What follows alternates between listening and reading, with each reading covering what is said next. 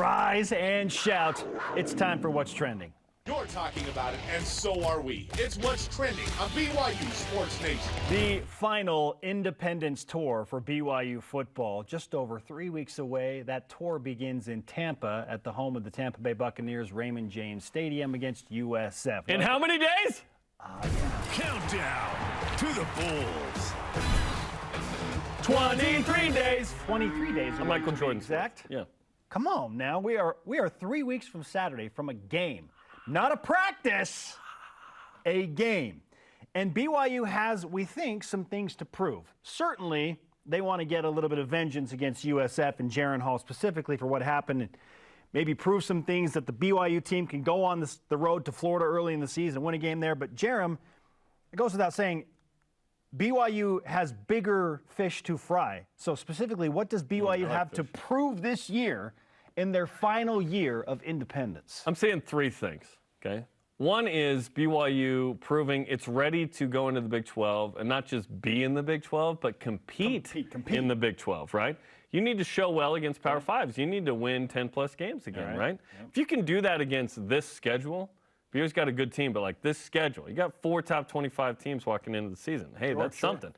I think just like 2021 needed to validate 2020, I think 22 needs to validate 21 to some degree. You believe there needs to be some more validation? Let me explain why. What we don't want is for 21 to have been an anomaly. Like, oh, BYU went 6-1 versus Power Fives, 5-0 versus Pac-12. Well, that was the exception. What we want is for BYU this year to go like 4-1 against those P5s again and be like, yeah, BYU can even play a winning well. record. Even a winning record. I'd take 3-2. Yeah, 3-2 would be tremendous, especially because these teams are better than the teams BYU played last year.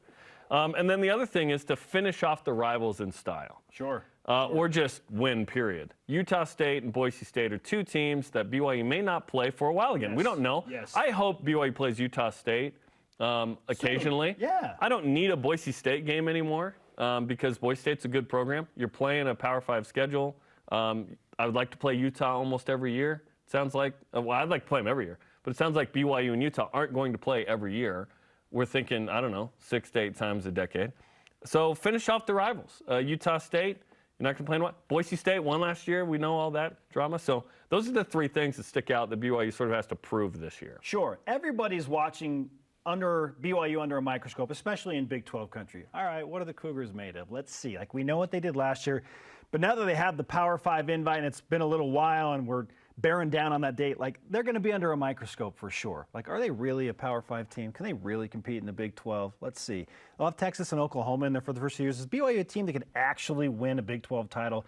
Those things will be discussed and looked at. So I'm with you on that. Proving some things that you can go and absolutely compete right away to win a Big 12 division, if there are divisions, who knows, or get to a Big 12 championship game. I'd take a division title because that means you're probably in a New Year's Six. Now, we'll see if, like you said, if there are divisions at all.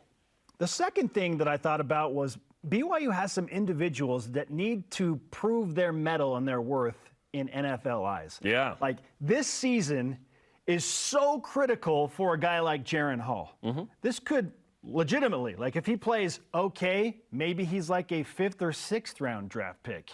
He's late running. If he's not good to great, then he slides, right? So this season he could be undrafted, right? Exactly. Like, he can go first undrafted. He can go so poorly that it's like, oh, man, he just kind of fell off the radar. But if Jaren plays well, then we're talking about maybe pushing his draft stock from 3rd round or 4th round up into the 1st round. So that is what, on an individual basis, a guy like Jaren Hall has a lot to prove this year, that he is an NFL quarterback and not just getting into the league, but a guy that can go and be an impact player. Like, if he's the 1st round draft pick, he's the future for a team. Yeah.